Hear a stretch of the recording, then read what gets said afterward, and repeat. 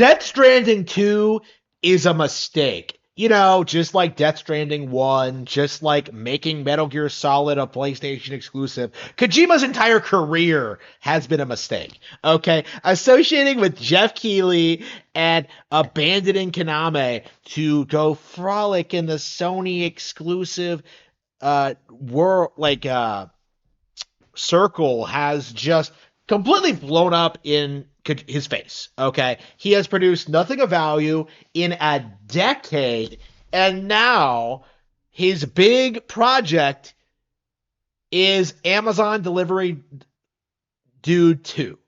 That is Kojima's mindset going into this. That Death Stranding. What am I gonna do for a follow up of my extremely unique, innovative game that only got attention for being unlike anything else? Oh, I'm just gonna make another game exactly like it. This is the same problem that a lot of indie games have, where they try to replicate some game that people only picked up just to see what it was, and then it just completely fails because nobody liked it, right? Like, again, this is what's happening now with like Undertale, all the Shovel Knight sequels, what happened with Earthblade, right? I would argue Silk Song's going through a similar arc right now. Like, Kojima is trying to do this thing where he's acting like Death Stranding 2 is some big major reveal.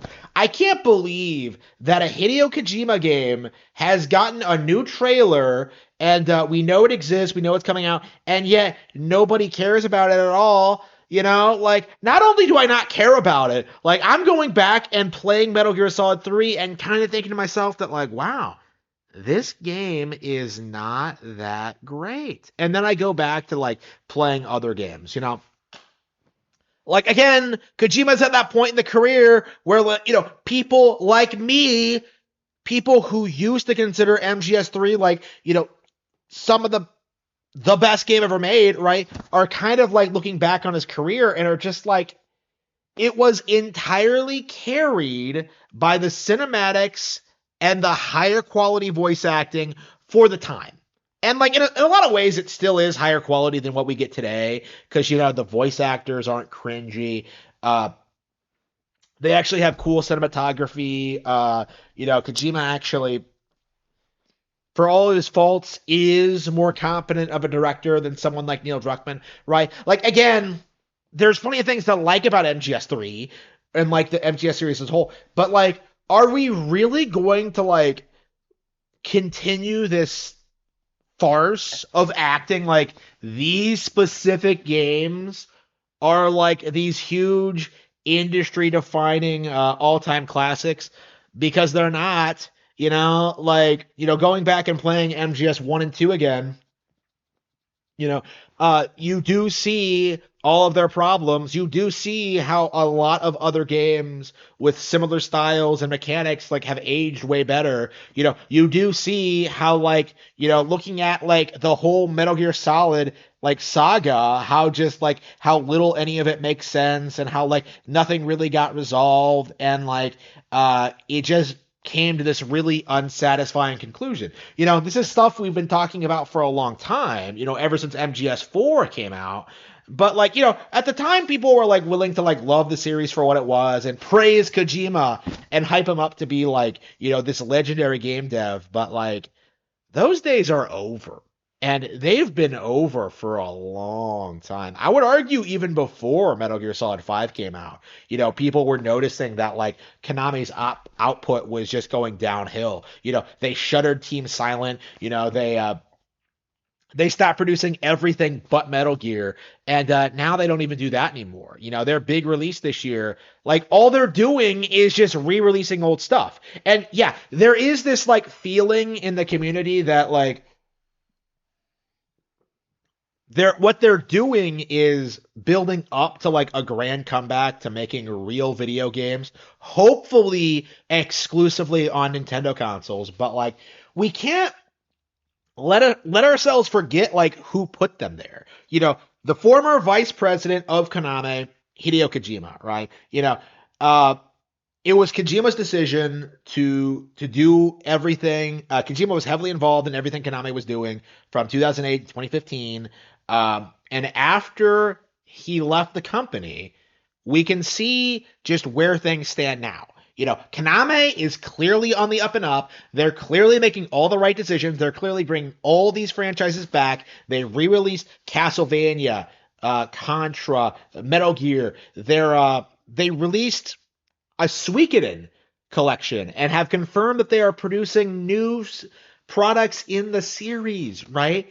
This is way better than anything Kojima has done, right? Kojima has done jack shit other than tweet about movies and hang out with celebrities. He's basically become Spoonie. Instead of making video games, he's just tweeting about movies that nobody cares about, right? That's Kojima. He's basically that guy with the glasses alumni, right? That that is what the greatest game director on PlayStation has ended up as, right? Like you might see him in a Nostalgia Critic sketch next. Who knows? But like this is to me this is a really important thing, like a really critical juncture, because to me I think Kojima kind of represents like the last of like the old ways. Like he kind of is a symbol of that period of like anti Nintendo just propaganda. Because like what were the copes when like MGS was on top of the world? Like, oh, it has a better story, oh, it has voice acting, oh, it's modern military mumbo jumbo, it's so much deeper and more complex than anything Nintendo has done, right? That's not true at all and never was. And yet, like, for a long, long time, that was the mindset of a lot of people. I remember when Metal Gear Solid 5 came out, people really thought that it was going to be like this huge revolutionary thing, that it was going to make some deep statement about like video games as a whole. Like I remember like people were treating it like how Breath of the Wild would eventually be treated.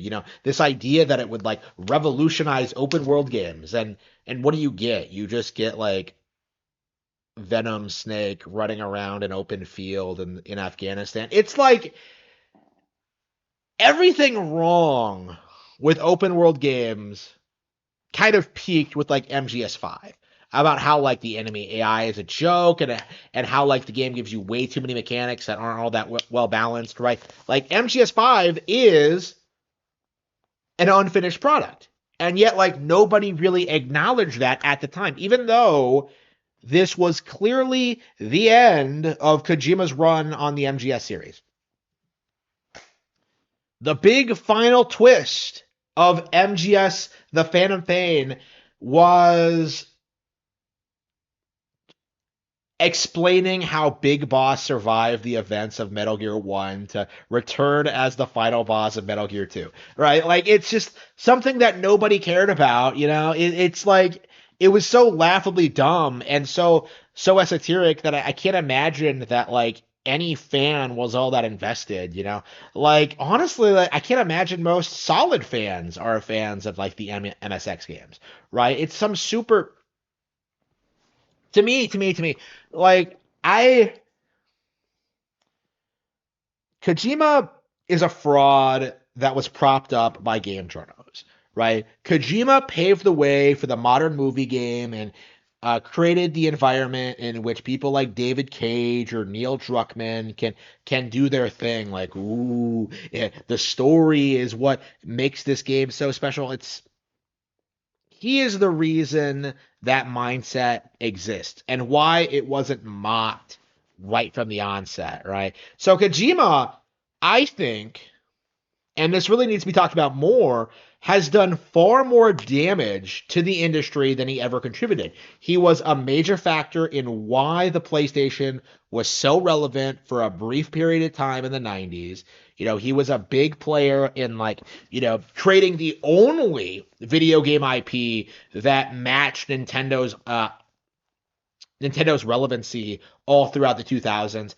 And he ushered in the age of the movie games, right? He is the reason why so many game directors think that they can make it in Hollywood, right? Metal Gear did it, so it must be okay.